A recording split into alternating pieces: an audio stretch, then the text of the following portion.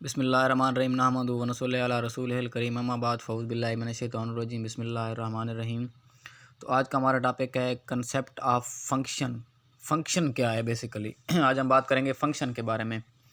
तो सबसे पहले the term function was recognized by a German mathematician Leibniz. Leibniz एक जर्मनी का मैथमेटिशियन था। सबसे पहले जो फंक्शन की इस्लाह थी ना उसने इस्तेमाल की थी फंक्शन की। अब उसने फंक्शन इस्तेमाल क्यों किया था? To describe dependence of one quantity on another. Function का बेसिकली उसे इस्तेमाल करने का मतलब ये था कि हम मालूम कर सकें कि एक क्वांटिटी पे दूसरी क्वांटिटी की डिपेंडेंस क्या है और डिपेंडेंस किस बुनियाद पे हम कर सकते हैं। तो इन सारे सवालात का जवाबात तलाश करने के लिए लाइबनिज़ ने एक टर्म बयान की, जिस टर्म का नाम उसने क्या दिया? Function.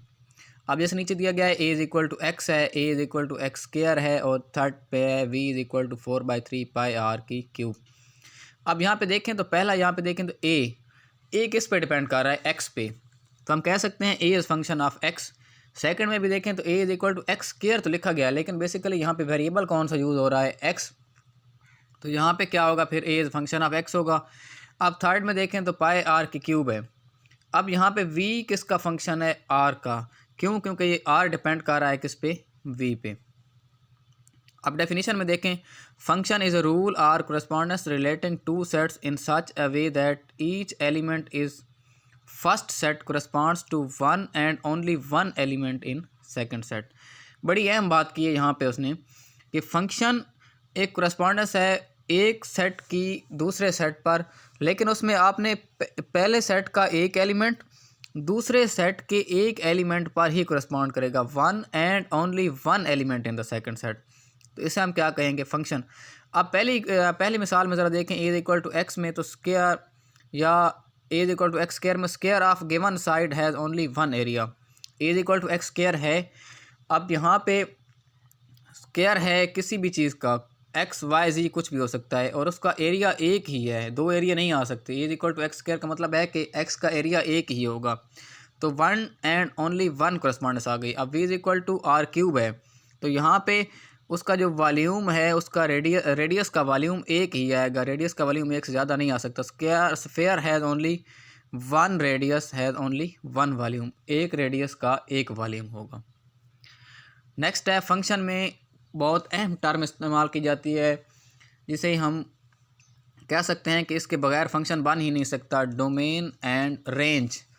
Domain and range of the function. A function F from A set X to Y is a rule that assigns,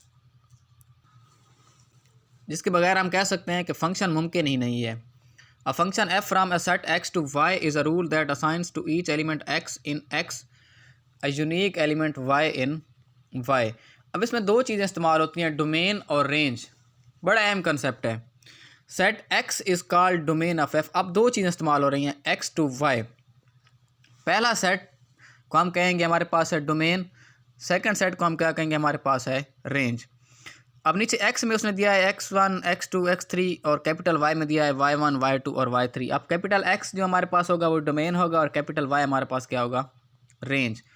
अब इसके लिए जो नोटेशन इस्तेमाल की जाती है ना, value of function if a variable Y depends on A variable X in such a way that. अगर हम कोई वेरिएबल वाई ले रहे हैं और वो डिपेंड कर रहा है वेरिएबल एक्स पर, तो फिर हम उसके लिए नोटेशन कौन सी इस्तेमाल करेंगे? तो exactly one value of y, then we say that y is a function of x. अब y is a function of x कह सकते हैं हम, या हम नीचे नोट में देखा गया है कि स्विस मैथमेटिशियन आयलर। अब ये स्विस मैथमेटिशियन था आयलर, इसका नाम था। इसने सबसे पहले सिंबॉलिक वे इस्तेमाल किया था फंक्शन का। फंक्शन की इस्तेलाह तो पहले लाइबनिज़ ने दी थी, लेकिन फंक्शन को बयान करने का जो तरीका था उसकी नोटेशन थी बड़ी अहम है। नोटेशन उसको किसने बयान किया? मैथमेटिशियन स्विस था Euler. y is equal to X. जब भी y डिपेंड कर रहा होगा x पे तो हम लिखेंगे y is equal to F of X. जब x डिपेंड कर रहा होगा y पे तो हम लिखेंगे x is equal to F of y। Functions are often denoted by the letters. अब फंक्शन को डिनोट करने के लिए हम कैपिटल लेटर्स भी इस्तेमाल कर सकते हैं और स्मॉल लेटर्स भी।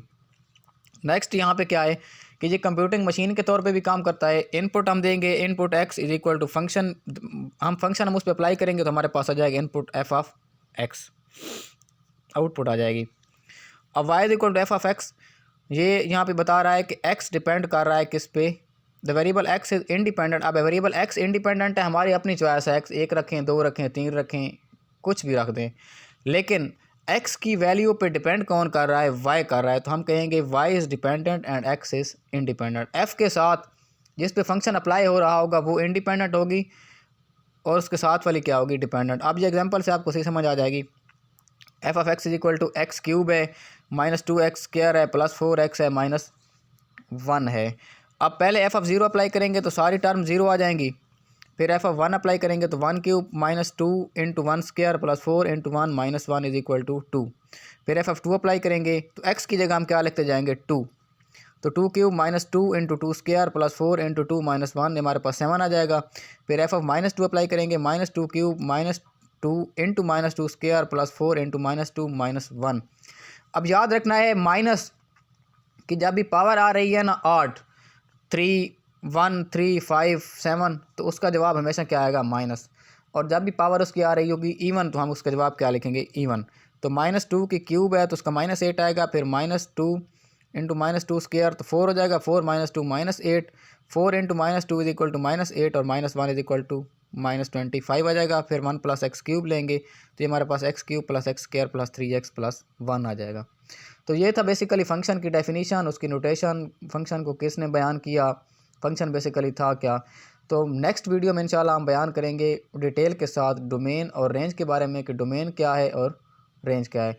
तो मिलते हैं अपने नेक्स्ट वीडियो में, होपफुली आपको समझ आ गई होगी। अगर आपको हमारी आज की ये वीडियो इन्फॉर्मेटिव लगी है तो काइंडली हमारे चैनल को सब्सक्राइब करें और घंटी के निशान को दबा दें ताकि आने वाली वीडियो से आप मुस्तफ़ीद हो सकें। तब तक के लिए अल्लाह हाफ़िज़।